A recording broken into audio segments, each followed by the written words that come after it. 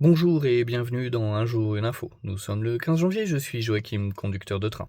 Nous parlions de systèmes de sécurité et il en reste quelques-uns. Mais je ne parle que des systèmes de sécurité principaux équipant la quasi-totalité des trains. Il nous reste donc la radio.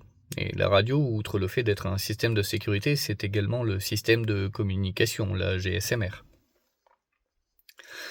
Ce système est basé sur plusieurs niveaux qui supplantent chacun le niveau suivant.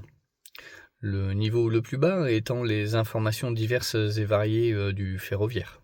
Le niveau suivant sont les informations de sécurité ferroviaire. C'est dans ce niveau-là que l'on retrouve l'envoi de l'alarme VACMA en cas de manquement d'un conducteur.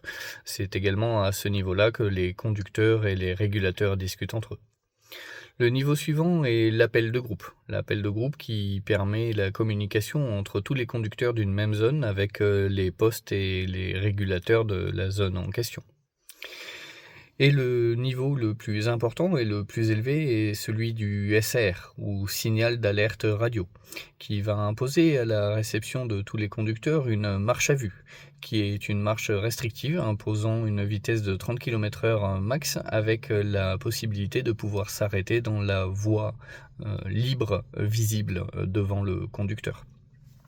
Pour pouvoir sortir de cette marche à vue, de cette restriction, il faudra recevoir deux informations.